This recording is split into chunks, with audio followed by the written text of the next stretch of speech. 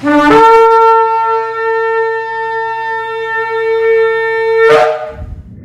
a todos, está la congregación 20 Filar.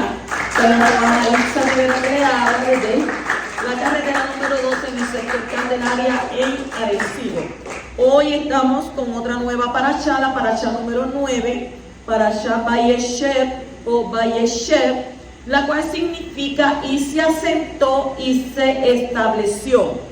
Y esta parashá comienza en el capítulo 37 desde el versículo 1 al capítulo 40 y versículo 23. Y como siempre hacemos una introducción para saber qué es lo que hay en estos capítulos. Y habla sobre que el hijo favorito de Jacob era Yosef, su Ben Sekunim. Ben Sekunim significa hijo de la vejez.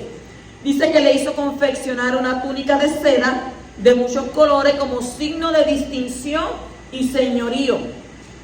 Y esto despertó los celos de los hermanos de Yosef al punto que llegaron a odiarlo y a no poder siquiera hablarle en tono amable. Y Yosef tuvo dos sueños con el mismo mensaje obvio.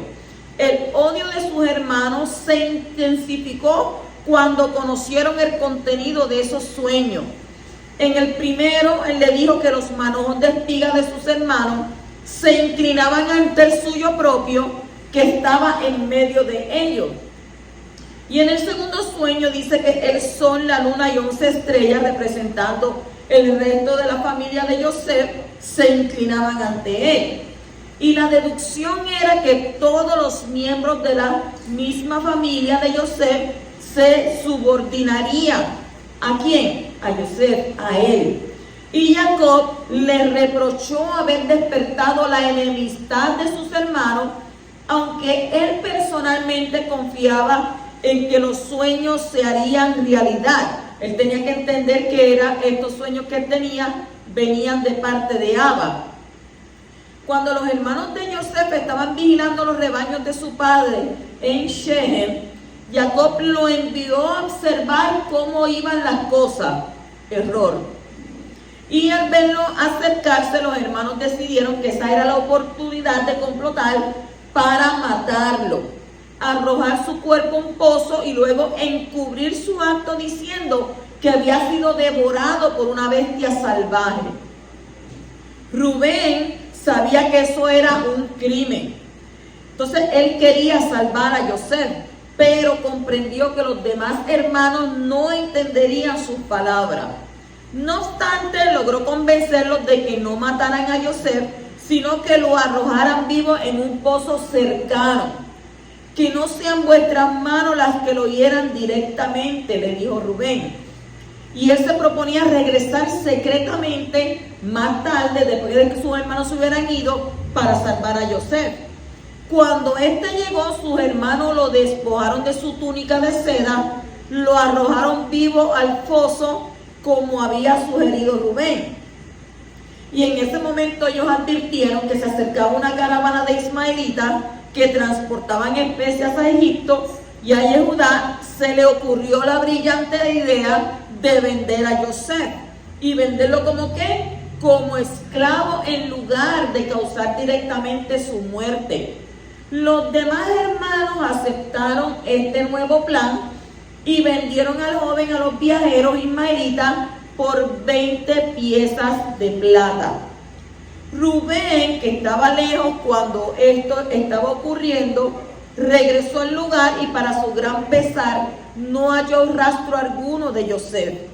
Los hermanos empaparon su prenda de seda en sangre de cabra, que es la que es parecida a la del ser humano, y se la llevaron a Jacob, quien se convenció de que Yosef había sido devorado por una bestia salvaje y lloró su pérdida por mucho tiempo. Entre tanto, Yosef había sido vendido y vuelto a vender muchas veces.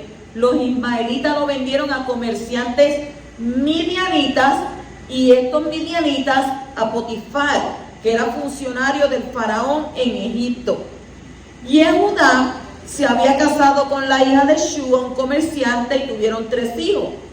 El primero se casó con una mujer llamada Tamar, pero murió poco después del casamiento.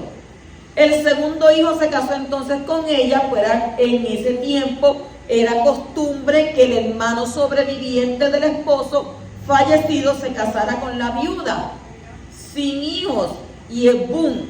El no tener hijos era Yebún. Pero este segundo esposo también murió, poco después de que se estuvieron casados. Y Yehudá temía que su tercer hijo también muriera si desposaba a Tamar, de modo que le pidió a esta que aguardara en la casa de su padre hasta que su hijo menor tuviera edad para casarse con ella. Mire eso. Sería horrible tener que casarse con el cuñado, porque ahí no había voz ni voto de parte de ella. O sea, te tienes que casar con tu cuñado, y si este cuñado se muere, te tienes que casar con el otro. Eso es horrible. Entonces Yehudá estaba solo postergando el asunto, dándole tiempo, porque no tenía la intención de hacer que el matrimonio tuviera lugar alguna vez. Y enterada a través de una profecía de que los reyes de Israel descenderían de Yehudá, Tamar se disfrazó y lo engañó para poder concebir un hijo suyo. Cuando su gravidez fue descubierta, ¿qué hizo Yehudá? Sin saber que era su propio hijo el que Tamar llevaba en su vientre, la condenó a ser quemada. Pero su nuera pudo probar que el padre del niño que iba a nacer era el propio Yehudá. Y cuando ella era llevada a la hoguera, le envió a Yehudá bienes personales diciendo: estoy embarazada o encinta por el poseedor de estos objetos. Yehudá comprendió enseguida y reconoció que era su hijo, y admitió que ella tenía razón, pues él no le había permitido que se casara con su hijo menor, y entonces le perdonó la vida. O sea que una vez que ella se casó con el primer hijo, ya ella pertenecía a esa familia y podían hacer con ella lo que ellos quisieran. Entonces Yahweh protegía a Yosef, y este tuvo éxito en todo lo que emprendió. Y al darse cuenta de esto, Potifar lo designó intendente de su casa, y la esposa de Potifar trató de seducir a Yosef, pero él rechazaba sus diarios asedios. Finalmente, ella se sintió ofendida y reaccionó maliciosamente, acusándolo de molestarla, y logró que Yosef fuera enviado a prisión. Incluso en la cárcel, el Creador estuvo con Yosef, y encontró Hanán gracia en los ojos del guardián, quien lo puso a cargo de todos los prisioneros. Todo lo que ocurría en la prisión era controlado por Yosef. Mientras permaneció allí, se puso en contacto con dos funcionarios reales, quienes eran el copero y el panadero. Ambos habían ofendido a Paró. ¿Quién era Paró? El faraón. Y estaban en prisión aguardando la sentencia. Y una noche cada uno de ellos tuvo un sueño que le reveló a Yosef, y la interpretación que hizo fue que el copero sería perdonado por el faraón, pero que el panadero sería ejecutado. Y todo ocurrió tal como Yosef se lo había predicho. Pidió entonces al copero que intercediera ante él, faraón, en su favor. Error. Pero el funcionario olvidó el pedido tan pronto como fue liberado de la prisión. Prácticamente eso es lo que hay en estos capítulos del 37 al 40. Entramos entonces de lleno a la parashá y vamos al capítulo 37, versículo 1. Dice: y Jacob habitó en la tierra donde había peregrinado su padre, en la tierra de Canaán. Ahora Jacob tiene el deseo de asentarse y dejar de ser peregrino. Y esto es un error. Cuando un justo quiere dejar de luchar y disfrutar de esta vida, está intentando sacar de antemano lo que recibirá en el mundo venidero. Pero Yahweh no le permitió hacer esto, y le sucedió el problema con Yosef. Usted sabe que había tenido el problema anteriormente con su hermano Esaú. Él dijo entonces: ahora, como ya no tengo problema con mi hermano Esaú, arreglé todo, ahora me quedo aquí tranquilito y se acabaron los problemas. Pero no fue así. Entonces le surge el problema ¿de quién? De su hijo.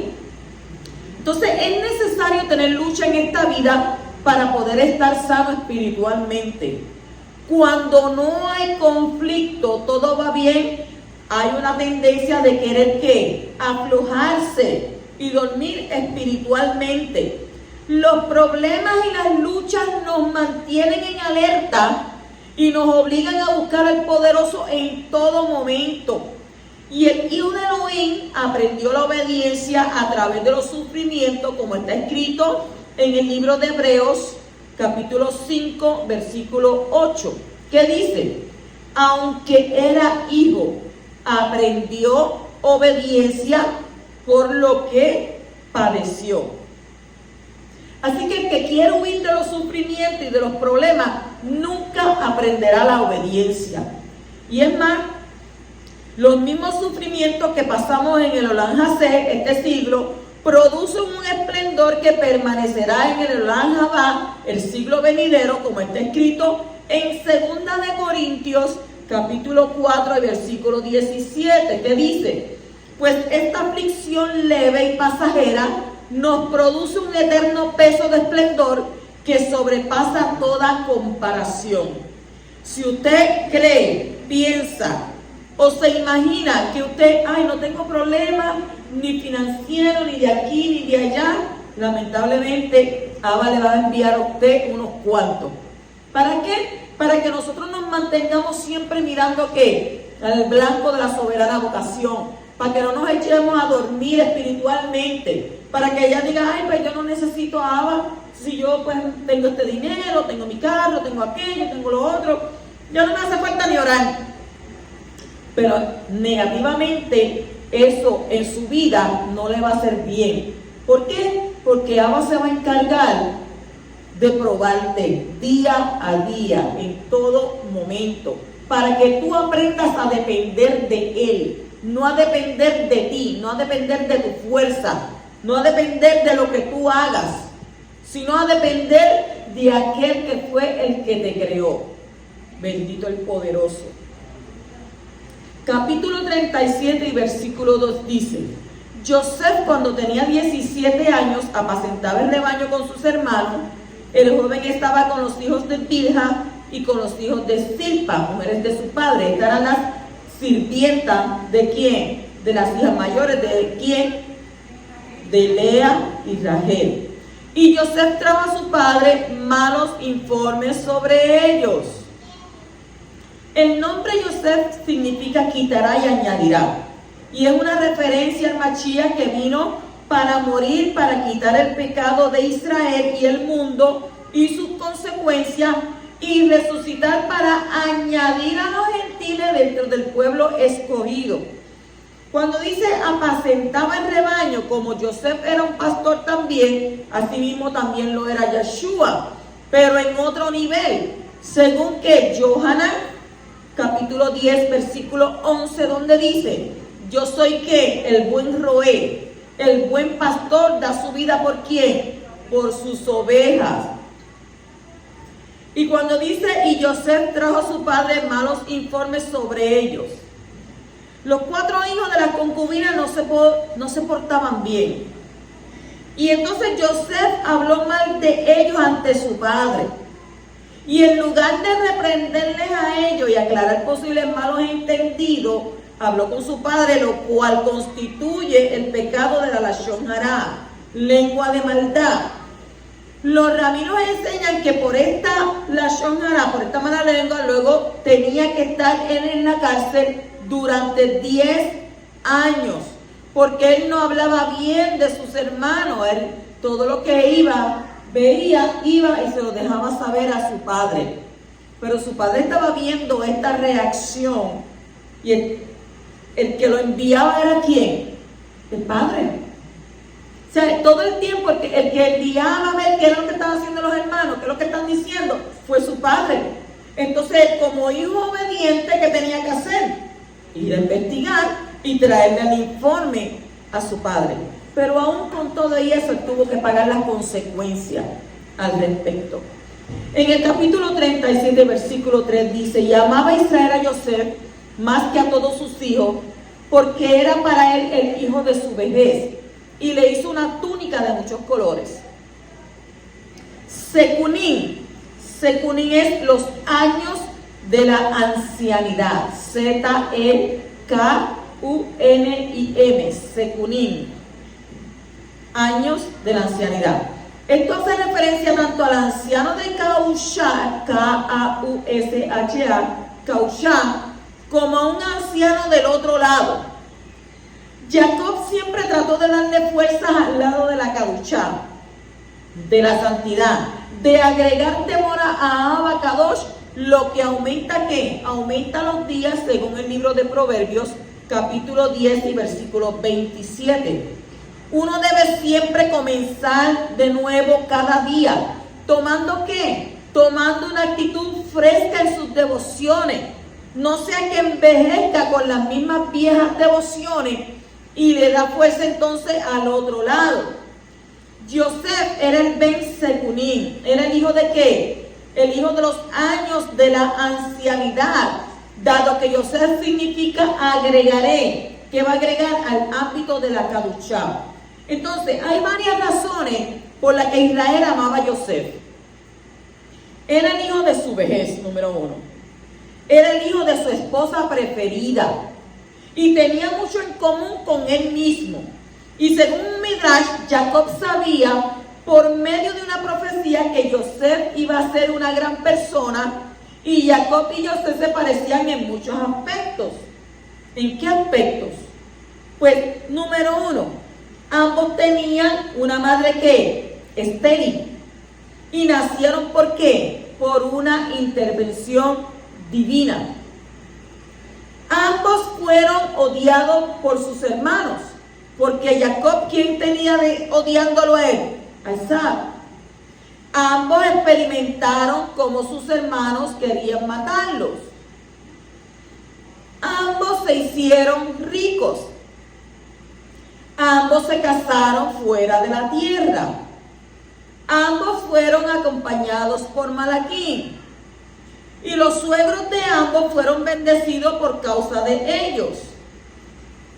Ambos viajaron a Egipto. Ambos pidieron que sus huesos fueran trasladados a la tierra prometida. Y ambos murieron en Egipto. ¿Ven? En todas las que se parecían. Entonces, cuando habla de una túnica de diversos colores, luego que Joseph dominó las enseñanzas de Jacob, este creyó que había merecido vestimentas limpias, o sea, una vestimenta para el alma. De modo que le dio túnica de diversos colores. Pero esa vestimenta fue dada prematuramente, pues Joseph aún no había sido probado en su integridad espiritual o moral. Y debido a que los hermanos sabían que Joseph aún no había sido probado, le sacaron esa prenda multicolor y se la presentaron a Jacob, quien clamó: una bestia salvaje lo habrá devorado. ¿Dónde está eso? En Bereshit 37-33. Refiriéndose a qué? A las pruebas que Joseph aún debía de pasar. Esto es en otro nivel que le estoy hablando.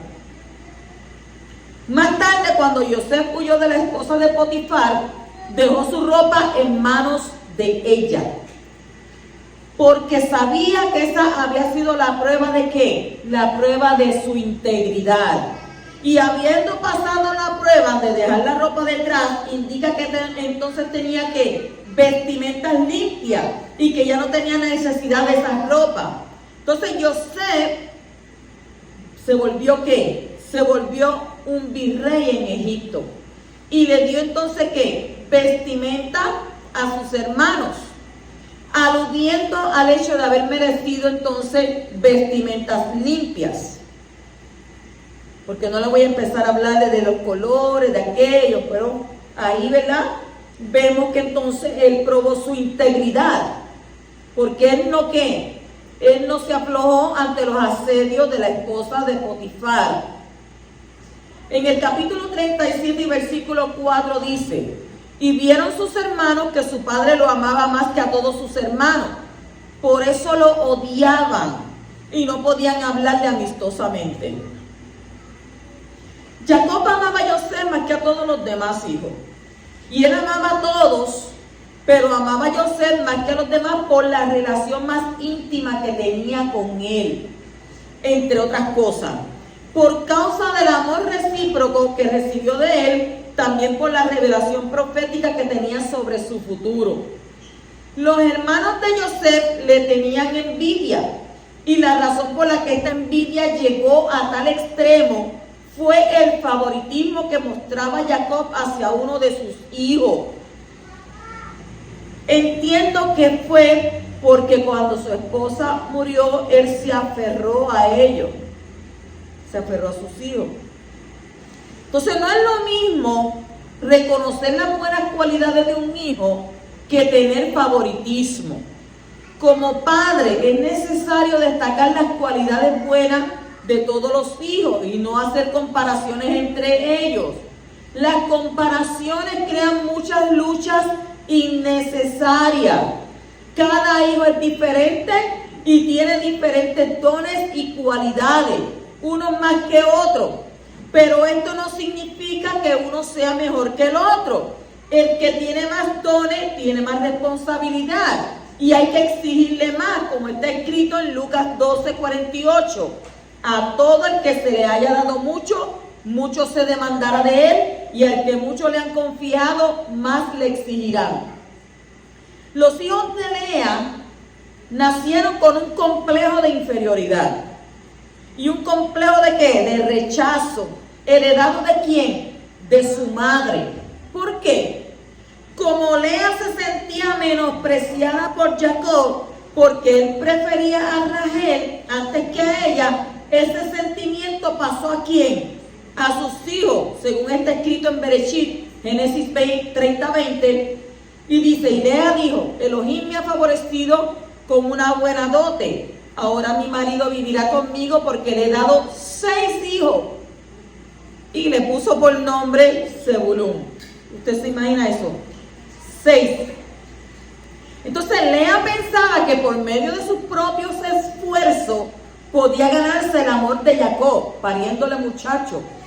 ¿Usted sabe qué? Hoy en día las mujeres piensan que pariéndole un hijo a un hombre lo pueden retener. Y lamentablemente no es así. Ningún hijo detiene a ningún hombre. Eso es algo que el que piensa eso está mal. Porque los hijos no detienen a los hombres. A menos que sea un hombre que verdaderamente quiera someterse al yugo. Porque hay mujeres que ponen yugo. Y entonces si él quiere someterse a ese yugo, pues entonces se queda ahí. Pero hoy en día los hombres no aguantan eso. Ningún hijo aguanta eso. Entonces, ¿qué pasaba? Lea pensaba que mientras más hijos le daba a él, sus propios esfuerzos, así podía ganarse el amor de Jacob. Él amaba a Raquel desde que la vio. Desde que él la vio, eso fue amor a primera vista, y desde ahí la amó. Entonces, ese no es el camino. El camino de ser sanado del complejo de rechazo es recibir el amor gratuito del poderoso. Su amor no depende de mí, sino de él mismo. Él me ama no porque yo sea una u otra manera, sino porque él ha decidido ¿qué? Amarme, porque la Escritura dice que él me amó a mí primero. Entonces hay 2 tipos de amor del poderoso: un amor incondicional y un amor condicional.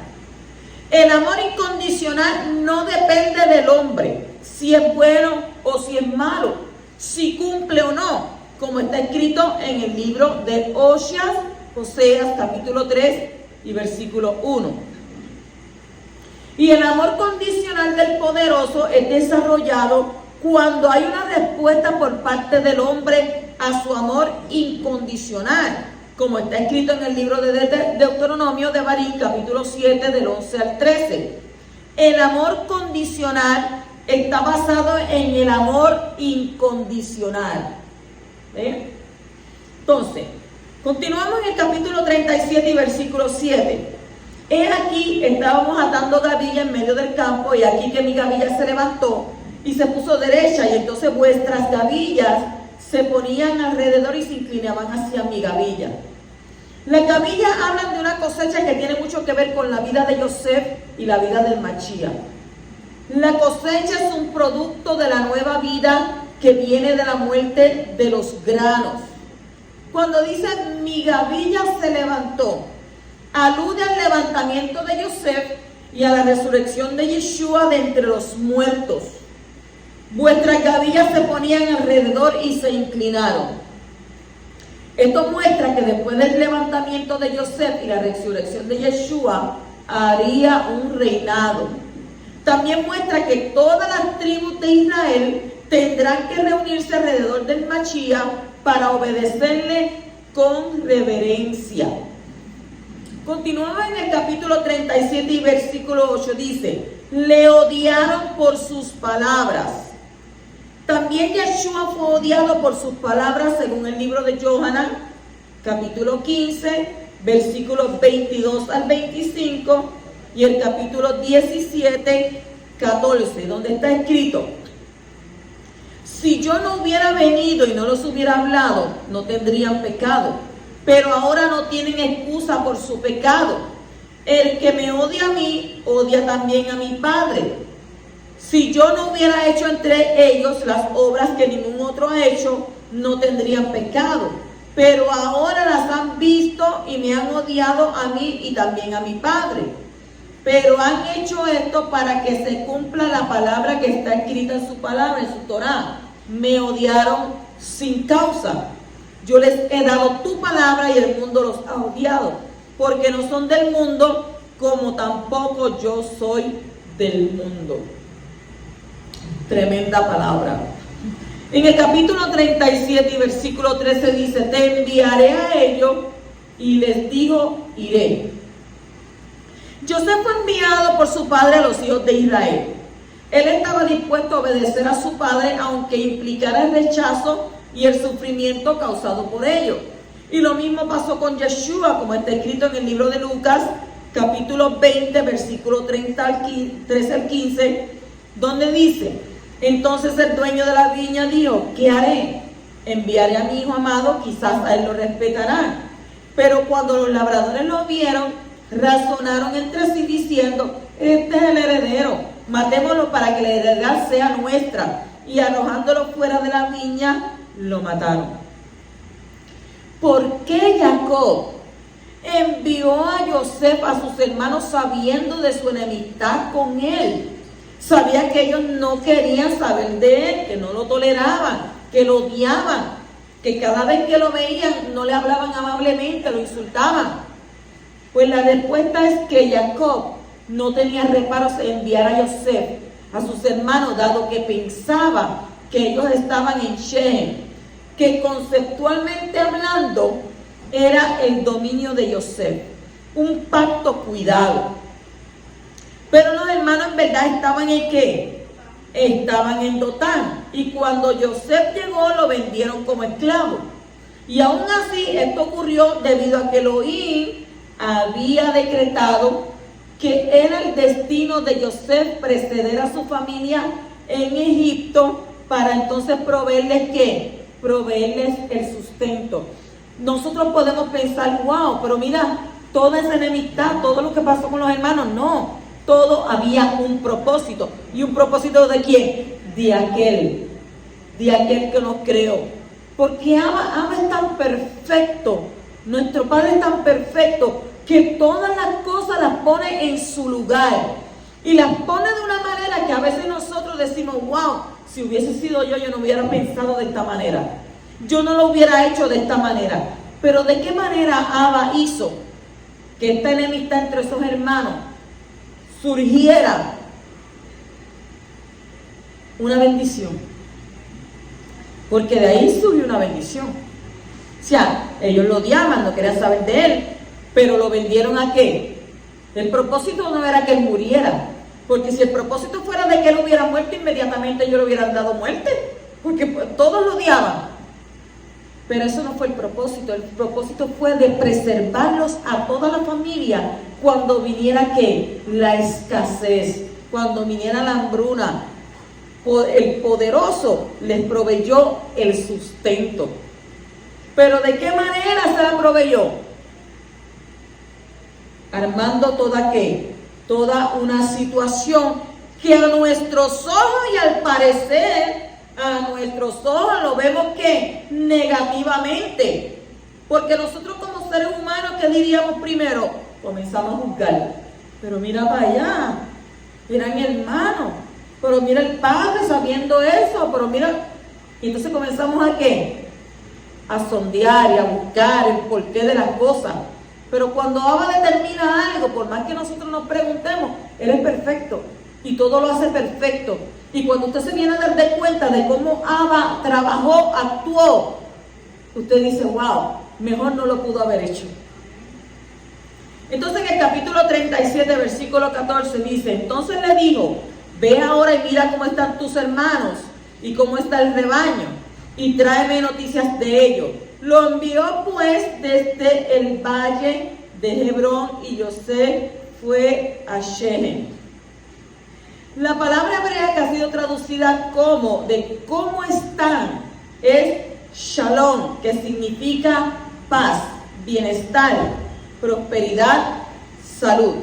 El Mashiach busca el shalom de Israel, su paz, su bienestar, su prosperidad y su salud. Y el Mashiach es el mensajero de shalom para Israel, los que están cerca, como está escrito en Efesios capítulo 2, versículo 17, y dice, y vino y anunció paz a vosotros que estabais lejos, y paz a los que estaban cerca.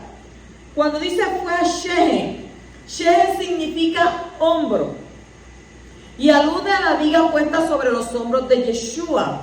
En la búsqueda de sus hermanos israelitas, en la misión de Shalom, tuvo que ir a Shechem y tuvo que morir en el madero. ¿Qué pasó entonces con Yosef? ¿A dónde fue Yosef? Al mismo lugar. Porque se suponía que los hermanos estaban en un lugar, pero no los encontraron ahí. Mira qué mentirosos eran. Voy parecido, adiós, pero te encontré acá en Manatí. Y tú no ibas para allá. No, pero me desvié para acá. Entonces cuando esté cubierto, ¿qué es lo que sucede? Hay que morir. Capítulo 37, versículo 24 dice, lo tomaron y lo echaron en la cisterna, mas la cisterna estaba vacía. Vacía porque no tenía agua. Y esto era una cisterna que estaba ¿en dónde? En el desierto. Estaba vacía de agua, pero contenía serpientes y escorpiones. Y es mejor que la persona caiga en un pozo lleno de serpientes y escorpiones que caer en manos de sus enemigos. Eso no fue lo que dijo David. No, mejor prefiero caer en tus manos que caer en las manos de los hombres. Entonces, esta enseñanza puede ser explicada como sigue. Existen dos tipos de sufrimiento. El primero, simbolizado por las serpientes y los escorpiones, es el sufrimiento enviado por el cielo.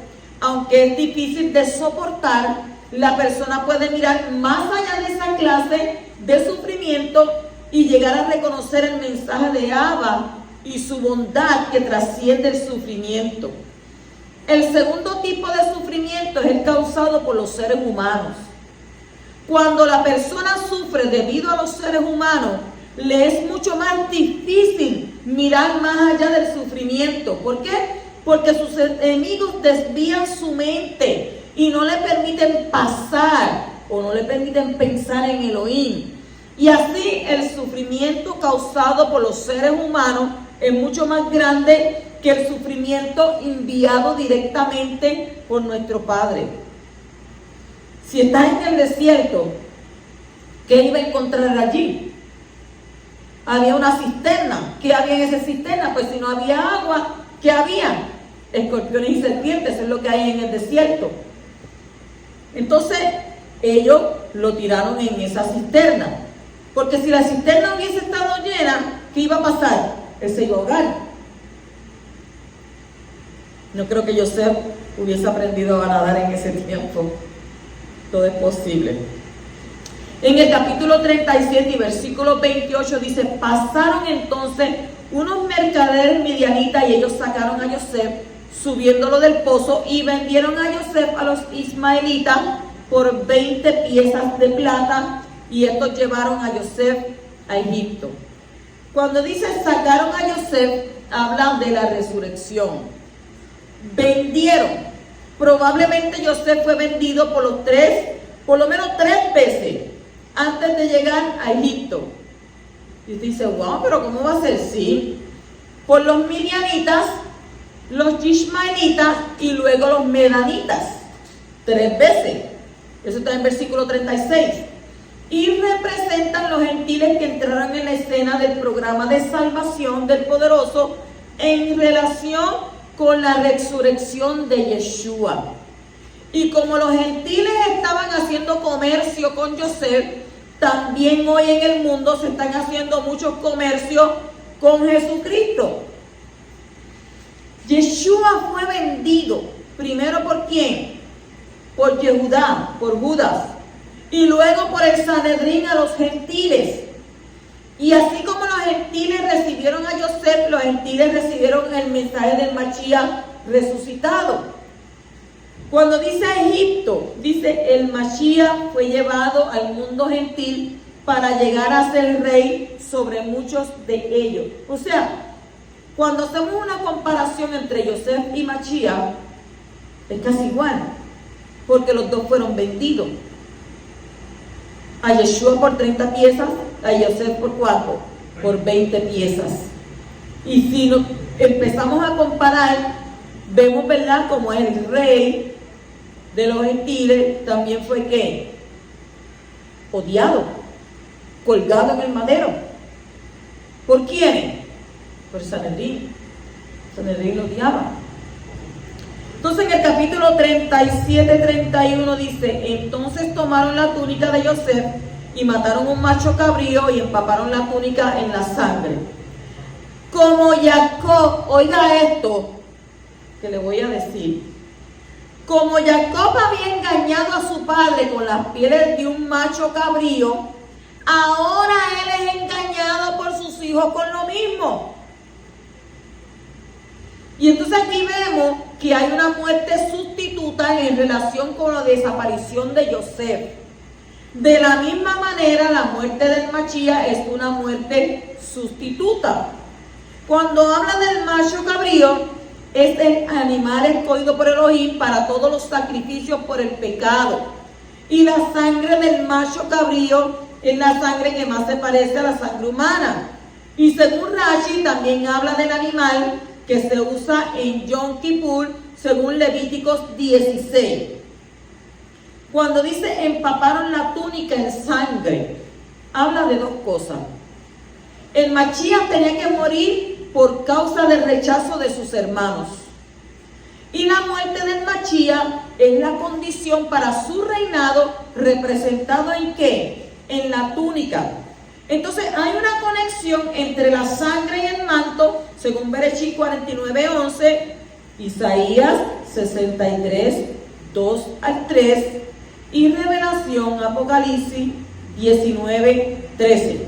Ok, la sangre habla del ministerio sacerdotal y el manto habla de la realeza. Y el Mashiach tiene ¿qué? Tiene ambos ministerios, según Salmo 110:4 y Hebreos 7:1. En el capítulo 38 y versículo 1 al 2 dice, sucedió por aquel tiempo que Yehudá descendió de sus hermanos y visitó a Adulamita llamada Hirá, y allí vio Yehudá la hija de un keranita llamado Shua, la tomó y se llegó a ella. Yehudá había sido elegido para ser el padre de los reyes dentro de Israel, incluyendo al rey Mashiach. Por lo tanto, era muy importante que tuviera una situación familiar aprobada por el poderoso. Y ahora se aparta y desciende espiritualmente de sus hermanos y se casa con una mujer de origen dudoso. Entonces, Rashi cita el Targum que dice que era hija de un comerciante, puesto que la palabra comerciante tiene la misma raíz que kenaanita. Sin embargo, el rabino Israel dice que efectivamente se casó con una mujer kenaanita, y el pueblo kenaanita había sido maldecido por Noah y por eso no era conveniente casarse con él. O sea, de error en error. En el capítulo 38 y versículo 7 dice, pero primogénito de Yehudá, era malvado ante los ojos del poderoso y el Creador lo mató. Pero ¿cómo usted va a decir una cosa como esa? ¿Que Abacadosh lo mató? Pues sí. Porque Abba no hace las cosas sin un motivo o una razón. Todo tiene un motivo y una razón de ser. El pecado de él fue la emisión en vano de semen. Entonces, según el Zohar, enseña que todo aquel que comete ese pecado es malo en sentido de que se daña a sí mismo y a los demás. ¿Por qué? Porque aquel que comete este pecado siempre tiene un mal temperamento y es desagradable molestando así a los demás. Entonces, por otro lado, el sadik, el que es justo, que cuida el pacto, siempre es agradable y placentero a los demás. Tal cual se alude en el versículo, Elohim vio que la luz del justo era buena, según Bereshit 1, 2 a 4. Los dos hijos de Yehuda no calificaban para ser ancestro para el Mashiach y por lo tanto tenían que ser eliminados del programa de salvación para el mundo.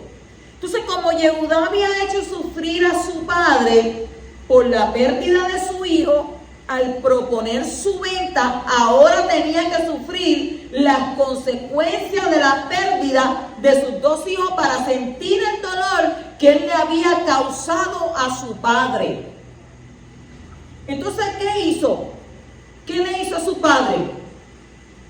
Hizo que su padre se sumergiera en ese dolor de haber perdido a Yosef por su culpa, porque él fue el que conspiró para vender. ¿Pero qué hizo Abba? ¿Le dio qué? Le dio una tacita de su propio qué? De su propio caldo. Entonces no perdió uno. ¿Cuántos perdió? Dos. No te voy a quitar uno, te voy a quitar los dos. Para que tú entonces tengas doble dolor por el cual tú le causaste a tu padre. Y ahora entonces sufre tú también. La pérdida de qué? De tus hijos. Ay, ¿pero qué? Pero es que Abba no puede hacer eso, es venganza. Eso mismo dice él. Mía es la venganza y yo qué, yo pagaré. Y también dice la escritura que yo a los hombres le voy a pagar según sus obras. Y él obró bien, él obró mal. Y era uno de los hermanos que mayores. Se supone que los hermanos mayores están para aconsejar a los menores, porque siempre el menor va a ver al mayor como un ejemplo. Entonces, si al hermano mayor no le interesa nada del menor y no le interesa ni aconsejar, ni estar con él, ni nada, entonces, ¿qué va a pasar? Se crea ¿qué? Discordia.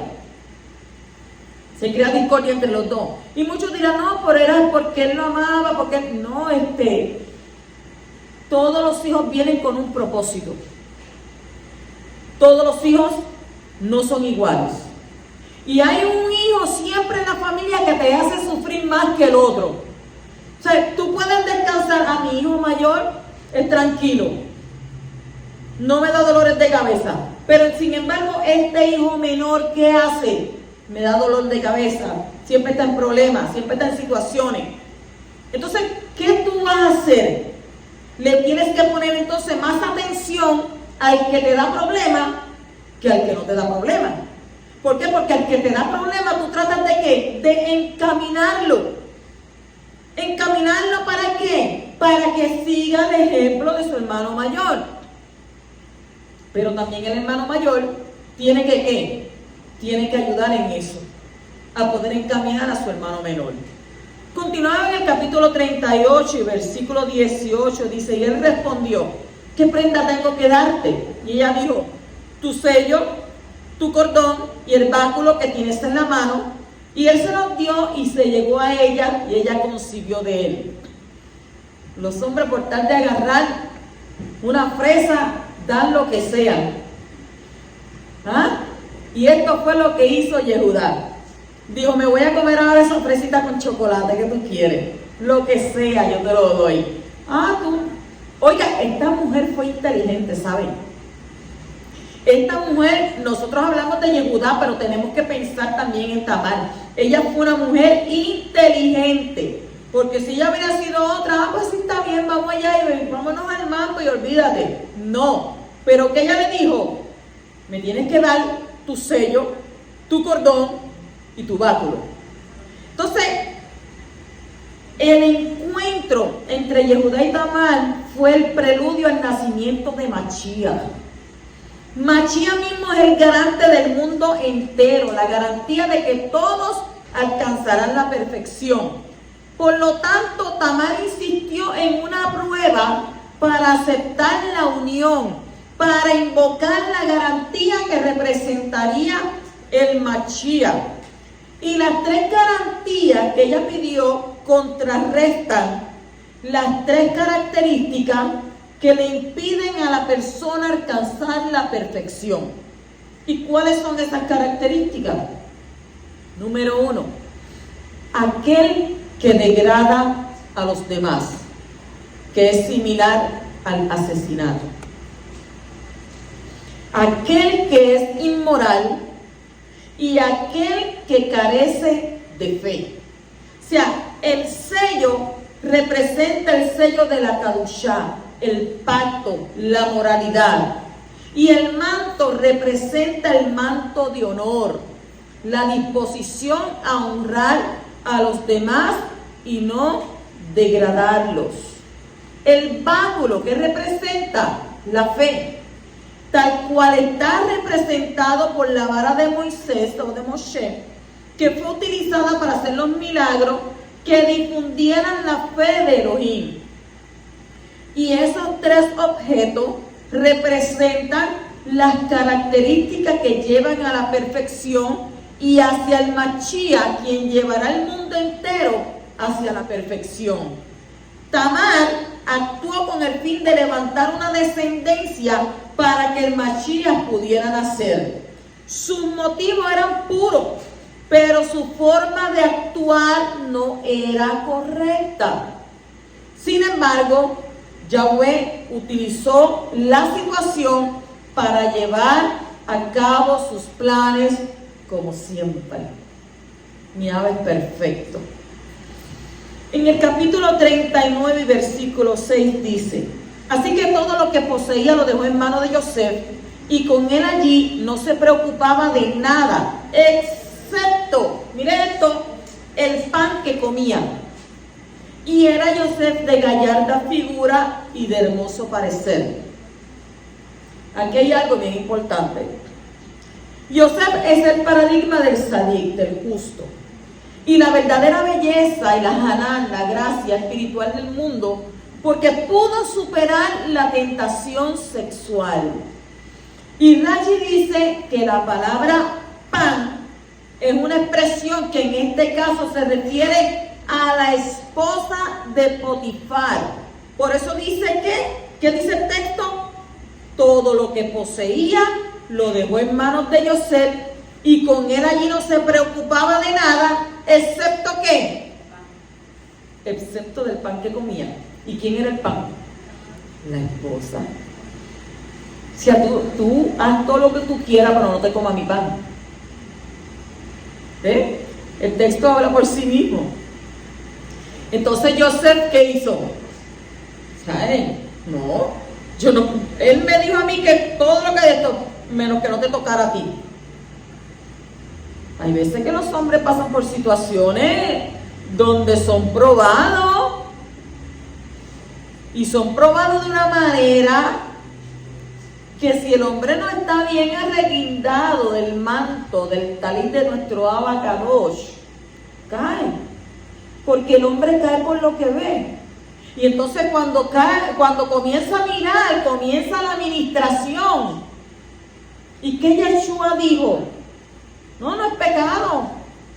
O sea, que tú te acojaste con esa persona, pues ya ese es el hecho consumado.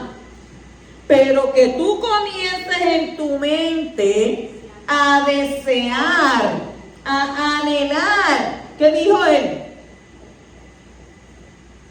Ya pecaste. Ya pecaste. Ay, ¿quién fuera ese traje para vestirte? Ay, ¿quién fuera ese chocolate para que te comieras? ¿Quién fuera ese cepillo para que peinarte? Y se hacen los sabrosos, entonces comienzan a hacerse los sabrosos. ¿Y qué sucede? Se olvidan de las consecuencias. Todo acto tiene consecuencia, causa y efecto. Y a veces son ¿qué? Son pescaditos que te ponen, son pruebitas que te ponen. Y eso nos acordamos de ¿quién? De Sansón. No le gustaban las de su pueblo. ¿Qué le gustaba? Las filisteas, las que no eran de su pueblo. Ah, no, a mí yo no quiero nada de las mesiánicas, a mí me gusta aquello que yo veo allá. Porque es que aquella pechugona, que aquello es de esas gallinas ponedoras, grandes, fuertes, esa es la que a mí me gusta. Pero esta gallina jaquítica que tengo aquí, esa no, esa no. Ya, te estoy poniendo la pechugona y tú no sabes si la pechugona es estéril. Lo tomamos en forma de chiste, pero es una realidad. O sea, es una realidad. El hombre que es casado no puede estar fiándose en lo que no es suyo.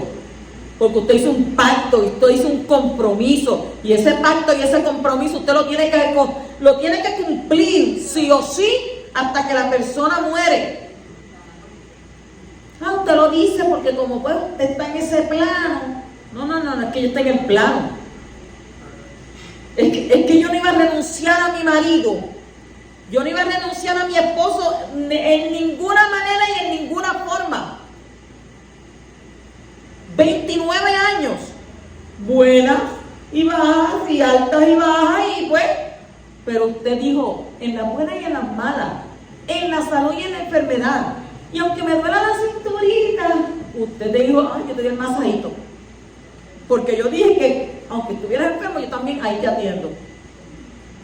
Y yo siempre le he dicho, si mi esposo hubiese caído en una cama, el poderoso no lo hubiese permitido, yo amorosamente lo atendería.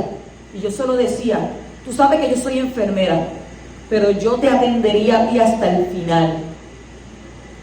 Pero yo no, yo quiero irme antes de yo caer en eso. ¿Por qué? Porque los hombres se ponen como bebé. Los hombres son como bebé. Entonces nosotras, como somos la continuación de la madre, tenemos que cuidarlo. Pero el pacto es ¿a qué? Hasta que la muerte nos separe. Y hoy en día es hasta que el callo tú me pisares.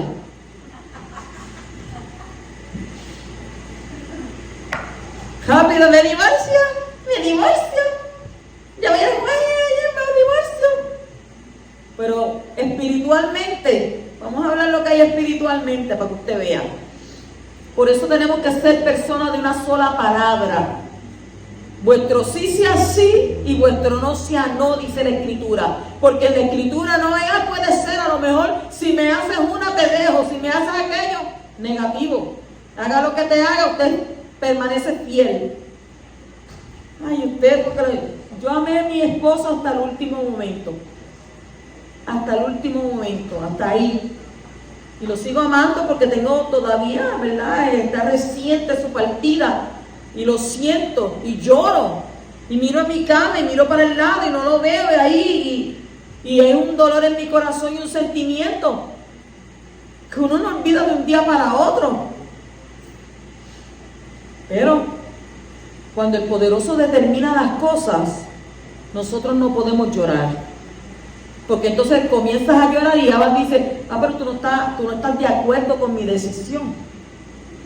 Y yo soy el que digo quién vive y quién muere. ¿Qué pasó con Aarón? Abba le mató a los 2 hijos ahí frente de él. ¿Y qué le dijo?